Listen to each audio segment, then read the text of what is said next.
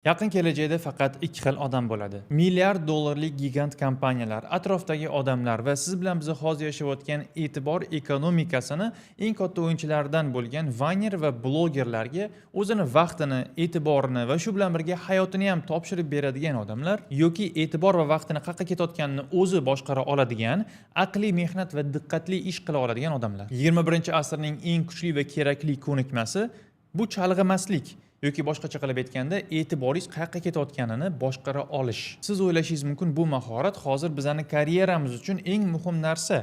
Rostdan ham e'tiborim qayerga ketayotganini har doim boshqara olsam, nafaqat o'z ish joyimni yo'qotmayman, balki mendan ancha kuchliroq bo'lgan ekspertlardan ham oldinga o'tib ketishim mumkin. Va siz to'g'ri aytgan bo'lasiz. O'zi internet va media evolyutsiyasidan oldin odamlar o'zini hatto chalg'itish uchun ishlatgan instrumentlari ham qanaqadir ma'noda odamlarga foyda olib kelgan bo'lsa, hozirgi o'zini chalg'itish instrumentlari nafaqat foyda olib kelmaydi, balki kuchli zarar beradi. Shuning uchun ma'lum bir sohada oldinga o'tib ketmoqchi bo'lsangiz, shunchaki chalg'imaslik mahoratini o'rgansangiz, o'zingiz sohangizda eng kuchli ekspert bo'lishga eng kerakli qadamni qo'ygan bo'lasiz inshaalloh. Lekin men aytgan bo'lardimki, chalg'imaslik bizani karyeramiz, aqliy salohiyatimiz, ta'sir doiramizni kuchaytirish uchungina emas, balki hayotimizni xuddi shunaqa yoki undan ham kuchliroq, muhimroq javhalariga to'g'ridan to'g'ri ta'sir qiladi. Din, oila, shaxsiy rivojlanish, farzand tarbiyasi va hokazo. Masalan, men ko'p mavzularda ayolim bilan maslahatlashishni yaxshi ko'raman va bir kuni men ingliz tili kurslarimni undan ham kuchliroq, undan ham manfaatliroq qilish yo'llari haqida fikr almashtirib o'tirganimizda undan so'radim. Mana sen hozir mendan ingliz tilini o'rganyapsan. Ha, qanchalik ajoyib eshitilinsa ham, o'zimni ayolim bo'lib turib, mendan ingliz tilini onlayn o'rganadi. Xullas, men seni ering ekanligimni esingdan chiqargan holda shunchaki xolis fikringni ayt. Kursimizni nima qilsam, undan ham osonroq va silliqroq qilgan bo'lardim deb so'radim. Ayolimning javobi nima bo'lganini sizlarga qanchalik aytishni xohlasam ham ayta olmayman. Chunki u javob berganida men uni oldida emas edim. Yo'q, jismonan oldida edim, lekin ayolimning javobichalik muhim bo'lmagan telefonimdagi qaysidir odamning savoliga javob berish bilan band edi. Shunaqa muhim va qimmatbaho momentni shunchaki havoga uchirib yubordim. U momentda muhimligi meni ayolim menga bermoqchi bo'lgan maslahatda emas. Yo'q, shunchaki telefonimdagi millionta xabarlardan u meni e'tiborimga ko'proq loyiq ekanligini ko'rsatib bera olish edi. Va o'sha safar men qo'pol qilib aytganda kalla qo'ydim. Nima uchun? Chunki e'tiborimni jamlolmay qoldim. Boshqacha qilib aytganda chalg'idim.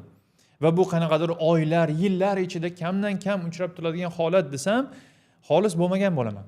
Bunaqa misollar meni karyeramda, o'qishimda, shaxsiy rivojlanishga yo'naltirilgan mashg'ulotlarimda ham kam bo'lmagan. Hammamizning hayotimizni tartibsiz, intizomsiz, bunday faxrlansa bo'ladigan, boshqalarni va o'zingizning hayotingizga ijobiy hissa qo'sha oladigan, Allohning roziligiga erishishga sabab bo'ladigan narsalarni qoyillataman degan maqsad borgan sari uzoqlashib borayotgani, kun, hafta, oy, yillar ko'zimizning oldidan juda tez o'tib ketayotgani va hali ham hech narsani qoyillatib qo'ya olmayotganimizning asosiy sababi bu chalg'ish. Bu narsani anglagach birinchi bo'lib ayolimdan uzr so'radim va bu muammoni tegiga yechishga qaror qildim. Shu jarayonni siz bilan bu va shunga o'xshash video konspektlar seriali orqali ulashib bormoqchiman. Agar sizga bu qiziq bo'lsa, videoga kommentariy yozing, like bosing va boshqalar bilan ulashib qo'ying. O'shanda sizga inshaalloh YouTube buni ko'proq rekomendatsiya qiladi inshaalloh. Birodarlar, men chalg'ish, e'tiborni jamlash yoki fikringizni bitta joyga qo'yib, faxrlansa bo'ladigan hayotingizga ijobiy ta'sir keltiradigan yaxshi intizomni shakllantirish haqidagi videolarimda ko'pincha men bu mavzuda o'qigan kitoblarim, podkastlarimdan olgan fikr va argumentlarni keltiraman. Agar o'zingiz uchun bu kitoblarni o'qib ko'rmoqchi bo'lsangiz, ular mana bular. Nir Eyal, Indestructible, Tiago Forte, Building a Second Brain, Atomic Habits, Make Time, The Unfair Advantage, Someday is Today, 22 Simple, Actionable Ways to Propel Your Creative Life. Essentialism. Why we sleep. Unlocking the power of sleep and dreams. Matthew Walker. Uxlash haqida nima bilmoqchi bo'lsangiz, shu kitobni o'qish maslahat beraman. Juda yaxshi yozilgan, vallohu alam. Dopamine Nation. Finding Balance in the Age of Indulgence. Cal Newport's Deep Work kitobi, menimcha o'zbek tiliga ham tarjima qilingan, juda ham mashhur, foydali. Ryan Holiday'ning The Obstacle is the Way va Ego is the Enemy kitoblari bu yerda amaliy maslahatlar kamroq bo'lsa ham, lekin to'g'risi foydali bo'lgan. The Productivity Project va The Power of Habit. Menimcha The Power of Habit o'zbek tiliga ham tarjima qilingan-da, vallohu alam. Bundan tashqari juda ham ko'p soatlab ko'rilgan podkastlar va o'zimning hayotimdan kelib chiqqan tajribalar. Balki siz bu videoni ko'rayotganingizda katta ehtimol bilan bu kitoblardan va podkastlardan boshqa foydali manbalardan foydalanishga harakat qilayotgan bo'laman va sizga ham shu narsani maslahat qilaman. Faqat bular bilan cheklanib qolmang, har doim izlanishda bo'ling. Indestructible kitobini boshida Nir Eyal Yunon mifologiyasini esga oladi. Va shuni birinchi marta o'qiganimda, shu o'ylab topilgan xudolarni qo'shmasa-da degan edim. Va hali ham shu fikrdaman. Lekin keltirgan analogiyasi qiziqarli bo'lgan. Oxirgacha yaxshilab e'tiboringizni jamlab eshitsangiz, inshaalloh foyda chiqarib olasiz. Zevs, o'ylab topilgan Yunon psevdo xudosi, o'zini o'g'li Tantalusni Underworld, boshqacha qilib aytganda do'zaxga haydab yuboradi. Mana shu narsani eshitishdan ham g'alati bo'lib ketaman to'g'risi. U yoqda Tantalus bir suv to'plangan joy va shunda olib yeyishga tayyor, chiroyli pishib turgan meva daraxti oldida o'zini topadi. Lekin uni jazosi shu ediki, u suv ichaman deb shuna egilsa, suv undan qochardi. Yoki meva olaman deb tortilsa, meva shuna ozgina qo'li yetmaydigan darajada undan uzoqlashib qolardi. Na meva yolardi, na suv icha olardi. Subhanalloh, shu yerda Alloh subhanahu va taolo jannatni tasvirlaganini eslaysizda.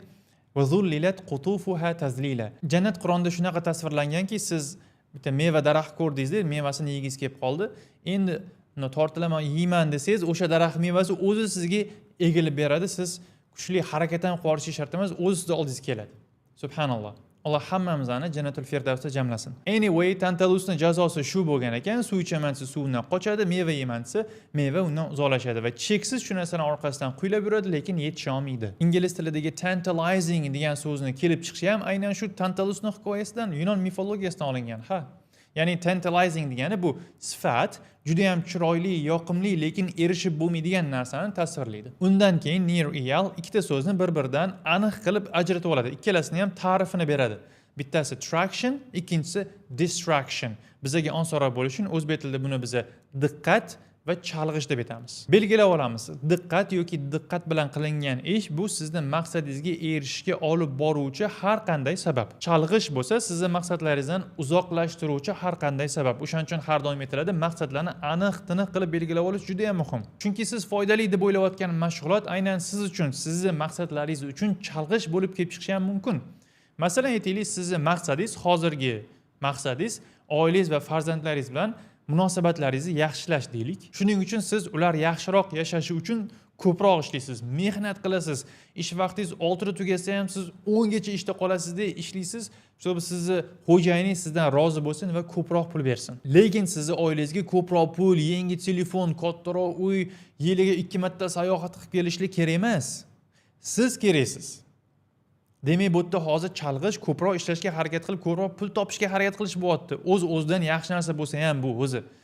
Lekin diqqatli ish oilangiz bilan vaqt o'tkazish bo'lyapti. Ya'ni maqsadingizga nima olib borayotgan, nima uzoqlashtirayotganini aniq-tiniq qilib belgilab olish kerak. Diqqat bilan chalg'ishni tanib olish kerak. Ya'ni ishlash, mehnat qilish o'z-o'zidan yaxshi narsa bo'lsa ham, sizni maqsadlaringizdan uzoqlashtiruvchi chalg'ish bo'lib kelib chiqishi ham mumkin ekan. Yoki teskarisi, kun bo'yi uyda o'tirib, oilangizni boqishga harakat qilmasdan, rizq kelishining sabablarini qilmasdan, men oilam bilan vaqt o'tkazyapman, oilamga vaqt ajratyapman deb aytish ham maqsadlaringizdan uzoqlashtiruvchi chalg'ish bo'lib kelib chiqishi mumkin ekan. Shuning uchun maqsadlaringizni aniq, tiniq qilib qo'yib olish juda ham muhim, lekin bu haqida alohida bitta video qilamiz inshaalloh. Diqqat va chalg'ish holatlari ham o'z-o'zidan paydo bo'lib qolmaydi albatta.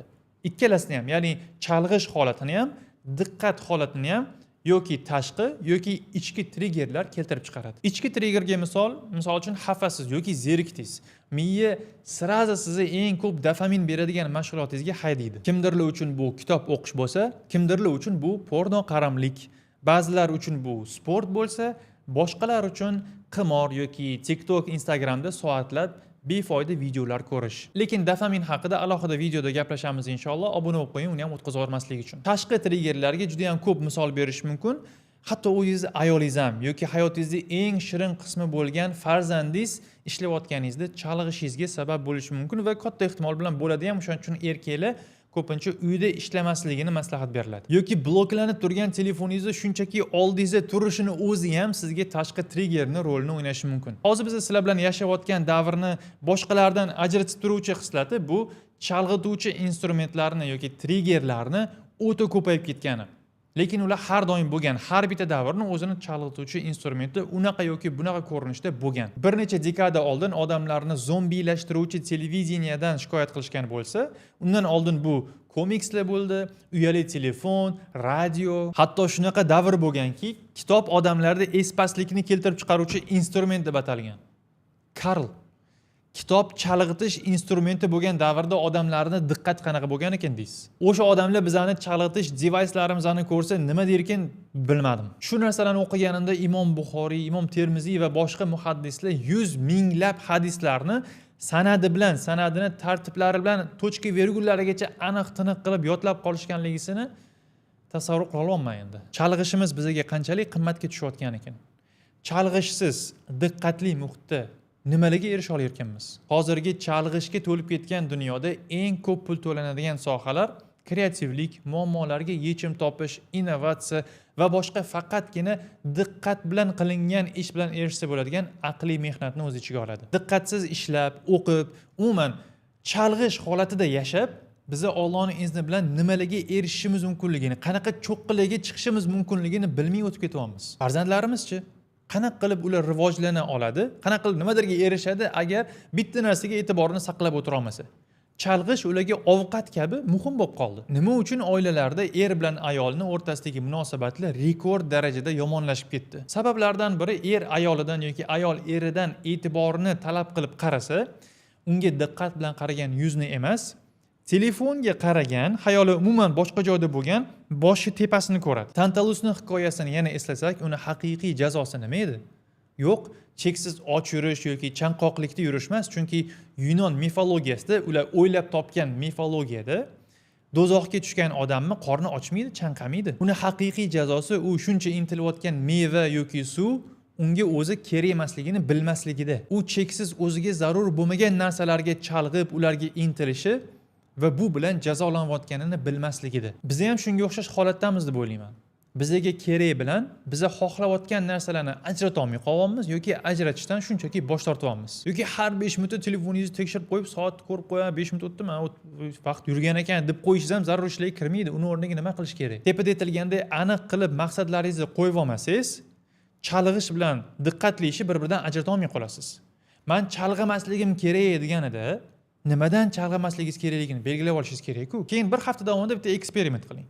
Har kuni sizni yarim soatdan ko'p vaqtingiz olgan har bitta mashg'ulotni bitta qog'ozga yozib boring. Qog'ozga yozishga erinsangiz, hech bo'lmasa o'sha qilayotgan ishingizni, mana shu narsa menda yarim soatdan ko'p vaqt oldi deb qaqqadir telefoningizga bo'lsa ham yozib oling. Instagram shuncha vaqt oldi, YouTube shuncha vaqt olgan ekan, oilamga mana shuncha soat, dinimga shuncha soat, soham yoki biznesimga mana shuncha vaqt ajratayotgan ekanman va hokazo. Shunda siz har bitta ajratayotgan vaqtingizga maqsad bilan yondashasiz inshaalloh. Shunchaki shamolda uchib yurgan bargga o'xshab siz tarafga kelayotgan har bitta triggerga reaksiya qilib kuningizni, hafta, oy, yillaringizni hech narsaga erishmasdan o'tkazib yubormang, birodar. Va yana bitta narsa, dam olish, farzandingiz bilan o'ynash, ozgina o'tirib hordiq chiqarish ham agar maqsad bilan qilinsa, chalg'ish bo'lmaydi. Bu narsa odamlarga kerak, dam olib turish kerak-ku. Bu badan uchun ham, bu jasad uchun ham javob beramiz. Dam olish ham maqsadli bo'lishi mumkin va bo'lishi kerak.